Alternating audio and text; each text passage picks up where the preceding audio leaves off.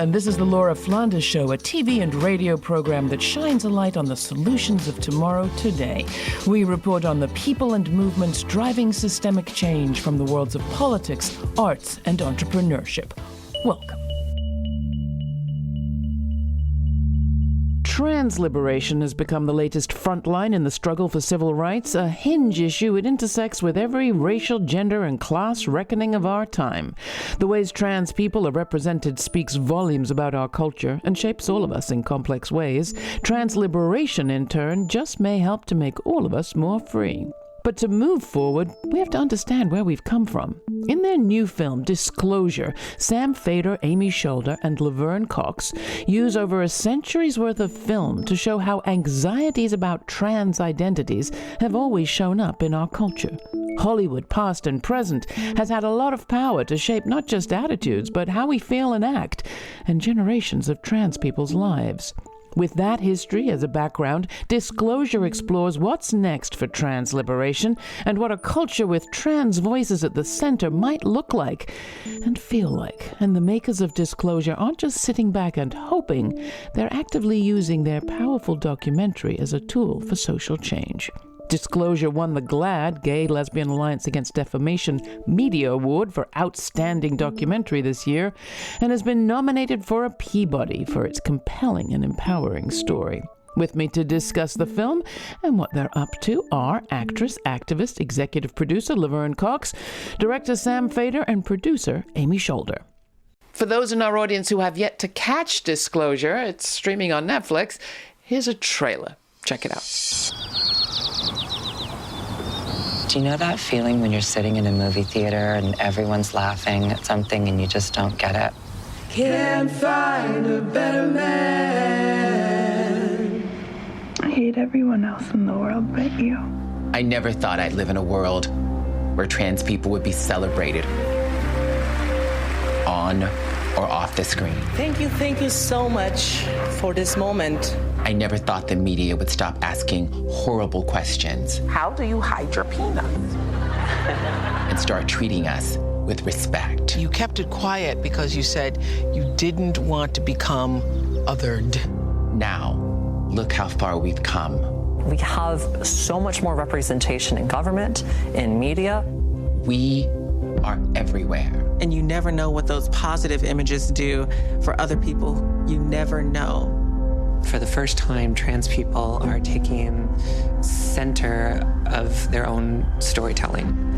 At this point where we're talking really about unprecedented trans visibility. That's my sister! Look at me! Trans people are being murdered disproportionately still. That's the paradox of our representation is the more we are seen, the more we are violated. The more positive representation there is, the more confidence the community gains, which then puts us in more danger. I go into the women's restroom, then I've committed a crime. If I go in the men's restroom, then everybody knows. I think all of us in the community have had those moments of being like, is this going to somehow alienate people who aren't ready yet? Why is it that trans issues have become like a front and center issue in the culture wars? I think capitalizing on people's fear is what has landed us in this moment right now. And you have hope on one side and fear on the other. I think for a very long time, the ways in which trans people have been represented on screen have suggested that we're not real, have suggested that we're mentally ill, that we don't exist. And yet, here I am, yet here we are, and we've always been here. Coming to you, Laverne, there is a notable appearance by Oprah Winfrey in that trailer. She made an appearance in my Twitter feed the other day, mentioning the film. Tell us what was notable about that. It was wonderful to see that tweet. I'm a huge admirer of Oprah Winfrey. She's one of my idols. She just recently did an interview with Elliot Page, his first televised interview since he's come out as trans. And apparently Elliot told Oprah and her team that they should watch Disclosure before the interview. And she did. And she said lovely things about how she learned things that she didn't know and how important the film was for her in terms of giving her new understanding of the subject, which is so amazing because anyone who's a huge fan of Oprah knows that Oprah's been interviewing trans people for 20 years and that those interviews, they've been troubled. And it's not to diss Oprah because I would never do that because I love her so much. It is just that representation for many, many years, as Disclosure shows, of trans people had a certain level of discourse that objectified us, reduced us to our bodies, and ultimately dehumanized us. And so what is so exciting about Disclosure, about Oprah's evolution here, and the impact the film is having is that folks are understanding that history. And so now we can begin to write a better history, a more humanized history for trans folks in America and hopefully globally. Amy, I'm guessing that's why you got into this project. It is changing lives. It has the capacity to change lives. And that's been your business since I first knew you as an editor of feminist and culture-forward books. I have spent my career in book publishing, raising and lifting the voices of marginalized people and people whose stories have not been centralized. And that's been my calling, and in particular, LGBTQ folks. And our stories. When I met Sam when he was premiering his last film about Kate Bornstein. Kate Bornstein is a queer and pleasant danger, a beautiful film about a beautiful person who happens also to be one of my authors and dear friends. And when I learned about Sam's next project that he was just starting the research for, I understood immediately how important this work is to tell this history, to center trans stories, to center trans people. How did Laverne get involved in all this? And it seems like an example of why you should attend conferences and speak at them. You know, when I started making the film, everyone that I talked to about it was like, oh, Laverne Cox should be in this film. She would be so excited about it. You know, she should want to help you make it. And that's just like, I'm not that kind of person that's going to reach out and ask someone, you know, of Laverne's caliber, you know, of her celebrity, of her, you know, of her notoriety. That's just not my style. And so I was like, yeah, that sounds great, but there's no way that's ever going to happen. But I did wish that we would interview her. And we have enough friends in common that I thought that would maybe be possible, that I at least get to ask her if we could interview her. So that was sort of the background of, you know, the years leading up to it. And then I was invited to present some of the initial research I had done at Outfest Film Festival out here in LA in July of 2017. They dedicate a day or two to what they call the Trans Summit, where they focus on trans storytellers and trans issues. And they invited me to give a 20-minute presentation. So I talked for about 10 of those minutes and showed a 10-minute clip reel of some of my research. And while I was talking, I looked up towards Amy, she was in the audience, and sitting right in front of Amy was this beautiful blonde with sunglasses on, reflective sunglasses, and I took a hoodie, like trying to be subtle. What I was taken by was she was so engaged, right? She's nodding along, and she's so engaged. I look over at Amy, and Amy's like, Laverne, what were you thinking? It was so random. I woke up that Saturday, and I've been in Los Angeles for a year, and was just missing community. I was just missing trans folks and the community I built in New York. And I was on social media and saw that Angelica Ross and Jen Richards were on this panel at Outfest. And it was literally like 11:15 in the morning, and it was starting at noon. So I jumped out of bed, didn't put any makeup on. Maybe I showered, I don't know. I got dressed and got into a Lyft and went. And the second I walked in, I saw Nick Adams from GLAAD, and he said, "Oh, I'm so glad you're here. This guy is presenting this research. It's like the transcellular closet." And I was just like, wow, that sounds really cool. And so I was super excited. And we talked after the presentation, and then we met a week later, and here we are. Well, it's so powerful. And I want to just commend all of you, because even though there's some really cringeworthy and stomach-turning, horrendous, phobic appearances and statements by people, and there are some people who deserve a lot of hate, like D.W. Griffith of Birth of a Nation, who it turns out was also obsessed with trans identities. You don't actually demonize anybody. It's kind of like you just said around Oprah, Laverne, that some of these people, you love and hate them, and the idea of the film is for social change. You interviewed 30 trans people for the film, as I understand it. Were the things that you learned, Laverne, in doing this as you listened to your fellow interviewees? Well, every trans person has a different experience of something. And even as a Black transgender woman, I have blind spots. Susan Stryker was such an incredible resource. Everything that she said about Judith Bethulia was so interesting and exciting, and I didn't know before. There's just always a lot to learn. And I think that is very, very exciting, and it's very humbling. And I think we all should be humbled, even if we think we know our history, that there's so much to learn. To recap a little bit about the title of the film, it didn't really occur to me until towards the end, what disclosure referred to. Before there was disclosure, there was lack of disclosure, namely stealth. Sandra Caldwell talks about that in this clip. You know what it's like to go on a set and be afraid. Your head is trying desperately to stay in the scene. You wake up afraid, you go to sleep afraid, you're trying to figure out if somebody's gonna drop the bomb that day, the next day, when is it gonna happen? So you're just afraid all the time. You got so much on the outside. We'll just see how much you got on the inside. But anyway, I did what I have to do. It's called survival. It's called survival. I'm all right. I will survive. I would never think for a moment that I was the only one. And you want to go and you want to say, girl, ain't we something? But nah, you just left it alone. I wish I could have. Man, wouldn't that have been good? This is the Laura Flanders Show. I'm Laura. I'm talking with the people behind the award-winning documentary film Disclosure, Trans Lives on Screen. Sam Feder, Amy Scholder, and Laverne Cox are my guests. Feder is a director and award-winning documentary film producer. His films have centered on the intersections of race, class, sexuality, and conflict within the queer and trans community for years.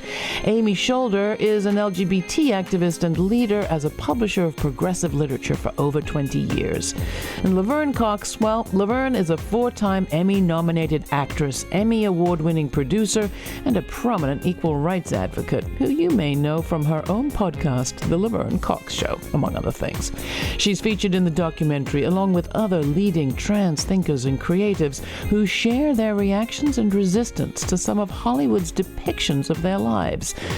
You can watch this episode and see all the clips they're talking about at our website, lauraflanders.org. While you're there, please sign up for our newsletter to receive information on all our web exclusives, including my full uncut interview with Minneapolis City Council Vice President Andrea Jenkins, the first out trans African-American woman ever elected to U.S. public office. You'll also receive my commentaries. Next, we talk about the impact of the film and the work behind it to hire an all-trans film crew. Meanwhile, here's Free, a pride anthem by Ultra Naté, produced by Ultra Naté and Mood to Swing, courtesy of the artist.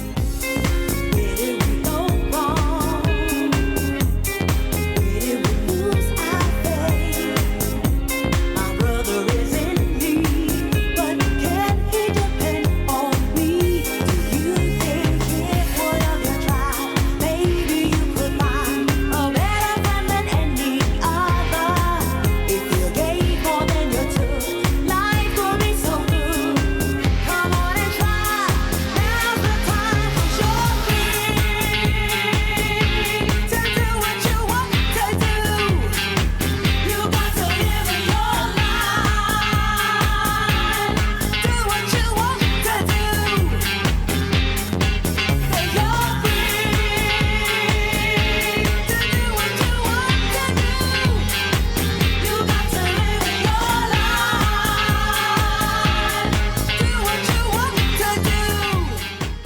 Coming back, it was important to all of you that the film didn't just depict trans people differently, but was made as much as possible by trans people. Can you talk about what that involved? Maybe Sam, Laverne, Sam, start with you. Yeah, thank you. That's something I think we're all like really proud of, and we knew it was just as important to have trans people behind the scenes as it was in front of the camera. I mean, everyone we interview is trans, but I think there's really not enough understanding of how every decision that's made behind the camera influences the story just as much as what is said in front of the camera, right? How it's lit, how you're framing somebody, like how you're talking to people, right? Who they're looking at when they're sitting in between takes. This all informs what you're going to shoot, what you're going to capture, and what the film is going to be. And so it was deeply important that was trans people that were going to be in that space. Also, trans people are disproportionately underemployed, right? I think it's 3 times the national average, 4 times if you're a trans person of color.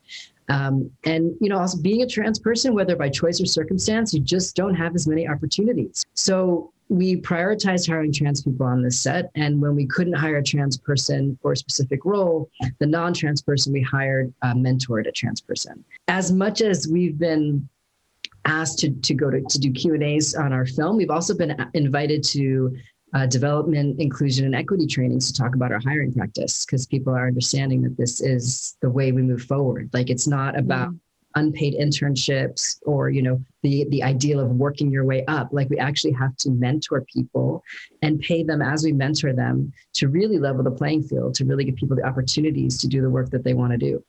I want to thank you especially for the film having such a fair and equal representation of trans men in the discussion, and a big discussion about how, misogyny plays out in all of this as well. You, Amy, former editor of the Feminist Press, were the things that you learned? I was very struck, actually, by Yancey Ford when he talks about some sort of women empowerment narratives, whether you're talking Yentl or others, being dressed up in horrible trans man narratives that were only disempowering to him. Just in making the film, in our fundraising, this was my first producing credit. So when I joined Sam many years ago to start our research and development process, I felt like, I'm going to surround myself with my feminist friends and my progressive filmmaker friends. And it surprised me how many folks were kind of unaware of trans issues or unaware of how, as feminists and as progressives, these are our issues. It was hard to confront, and it surprised me when I was describing our process and felt so proud of how we were going to prioritize hiring trans folks behind the camera. And it was surprising how many people would pull me aside and say, let's get the best people. You don't want to, set a hard and fast rule like that. And people have come back to me and said, you were right. And I missed it. I didn't understand that you did get the best people. Coming to you, Laverne, there's the film and then there's all the work that's happening around the film. I mean, you are as much actress as activist. I don't know whether you put one before the other, but boy, you do a lot of both. On the activism side, how are you using the film and what impact is it having so far as you can see? We know that when we dehumanize people, then we can discriminate against them because we don't think of them as human. And so much of the work for trans liberation is to see us as human. Right now, in this moment, during this legislative session, there have been an unprecedented number of anti-trans bills targeting transgender children. And a lot of the ways in which these lawmakers are able to pass these laws is because of misinformation about who transgender people are. And so we've been very excited that lawyers from the ACLU are using the film to educate folks about our issues and the circumstances and how they've come to know and understand who trans people are, that judges, that lawyers, that organizations, that people in Hollywood are watching it so that they can better tell trans stories. Laverne, I have to say, I came to this interview kind of wanting to, thank you and your fellows in this film for your service. It's like, my God, what you have gone through.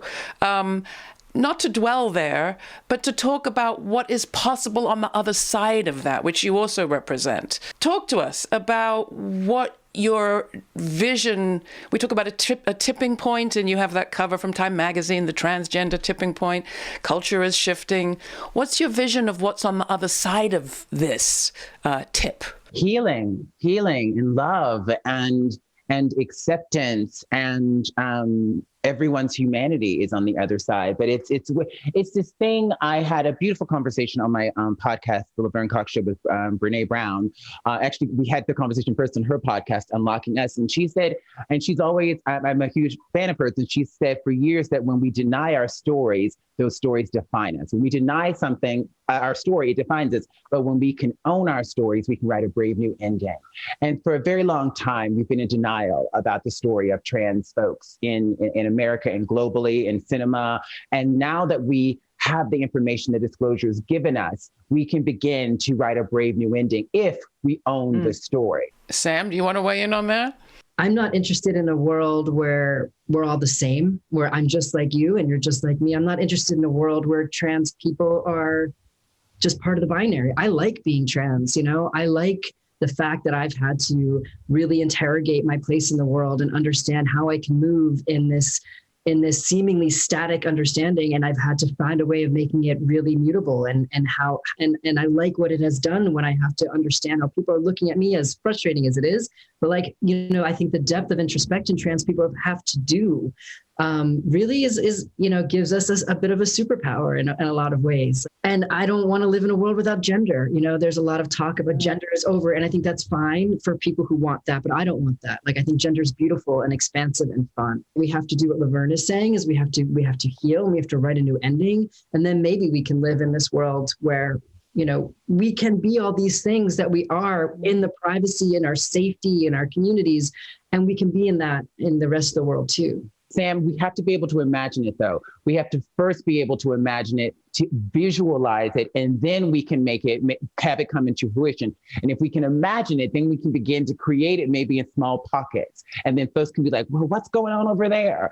Come on in. It's great. It's gorgeous. It's awesome. We have our small pockets, right? We have our queer space, and then capitalism comes and commodifies it. So yeah, that's a whole other conversation. So Laverne, how do you negotiate that, Miss, of the podcast, of the movies? The contradictions in being sort of being a capitalist, I guess, and working for multiple multinational corporations while trying to do this work and maintain authenticity. We're in contradiction all the time. You know, it is a very conflicting kind of space to be in. And it's like, there's a, you know, folks talk about an inside game and an outside game. And I think at this point, I'm maybe doing some sort of inside game, but it's not lost on me how difficult and challenging it was to sell disclosure though. That a year ago, we were sort of, you know, a year ago this time, we weren't quite sure, you know, if we would even be able to sell this film, if people would see it. And then Netflix came along, you know, at just the right time for very specific reasons. And we were able to have that incredible platform. But it is still very difficult as I go out into the world and pitch trans-themed shows. It's still very hard to sell shows about transgender people. We often end this program by asking people what is the source of their belief that sort of systemic big change can happen. I mean, you're giving us a lot of such examples really in the people in the film, but is there one that stands out as you do this work and the work you're going to go on to do? Sam? The way that we show that like Oprah evolves, right? You know, and that she came around and publicly holds the film. And that, I mean, that was incredible, you know, and she did an interview a couple days later with Nick Adams and referred to herself as the poster child of what not to do. I was actually more nervous about this interview than anything because I wanted to get it right, since I was on the poster for getting it wrong, for the trailer for Disclosure. Right. I mean, she's an incredibly, I obviously don't have to tell you all this, but she's an incredibly influential, powerful woman, you know, so to say these kind of things, that gives me hope. Amy, what about you? What's the evidence you draw on? Oh God, Laura, you know, I came out of the AIDS epidemic. That's when I was coming up as a adult and as a professional in the arts. And and was so devastated to see my community, disappear, one person I loved after the next. But we as community did our best to fight for our existence and our rights. And some of us survived. And that strength and sense of, well, if you're really focused and if you care about one another and you're not dependent on biological family and you're not dependent on social structures that already exist, that you can actually change the course of what's happening. There were a lot of missteps then, and AIDS is not over. So I'm continually learning from coming up from that experience and now going through a second pandemic. I think that informs everything I do. Laverne, you, proof of life post-tipping point.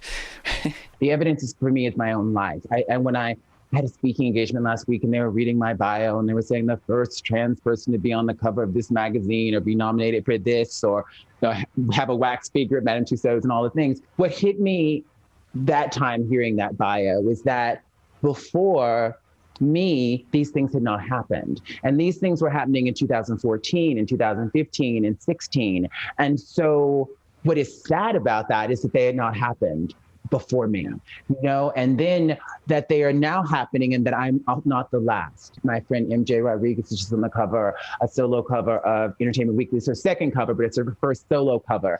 Trans people have been on the covers of magazines, and now another trans person's been nominated for an acting Emmy. And so for me, that gives me a tremendous amount of hope. Is it enough that one or two of us or three or four of us have been elevated and are doing well? No, that is not enough. That is not social change. That is not the revolution that we need, but it gives me a tremendous amount of hope, my own story. I want to thank all of you for being with us. This has been a great conversation. I'll be back in just a minute. Thanks for joining us. It takes a lot to keep people divided, and culture can either help or hurt that power project. The post-Civil War years were pregnant with possibilities for real progressive change. But instead, what we got was a perpetuation of the old big power plantation politics that lay at the Civil War's roots. It's no surprise that those early movies from Hollywood, like D.W. Griffith's, were full of messages that kept people in their place about who's good and who's bad and who's safe and who's a threat. In this second Gilded Age, also pregnant with possibilities, can culture bring us together? For people like those behind the movie Disclosure, that's the work. For more information on this week's guests, go to patreon.com/The LF Show, where you'll find a suggested reading, watching, and listening list and additional related episodes to explore. And while you're there, how about making a difference by becoming a pledging supporter? Thanks to you and your support, we're able to air the show on public television in every major media market in the country and on community radio stations for free. So do your bit. Go to patreon.com/The LF Show and sign up to make a small or large monthly pledge today. This show's produced by yours truly, Laura Flanders, with Matt Colacello, Jeremiah Cothran, Mercedes Grostiaga, Jeannie Hopper, Nat Needham, Charlotte Carpenter, David Newman, Rory O'Connor, Ryan Hotes, Sabrina Artel, and Jeanette Hernandez. Major funding for this program is provided by the Novo, Park, Ellen Poss Family, Hisuku Wilson Foundations, the Schumann Media Center, Rising Fund at Tides, Kim Connor and Nick Groombridge, Jane Fonda, and listeners like you. Thanks for listening. Thanks for contributing. Thanks for your ideas. Stay kind. Stay curious. Until the next time, I'm Laura.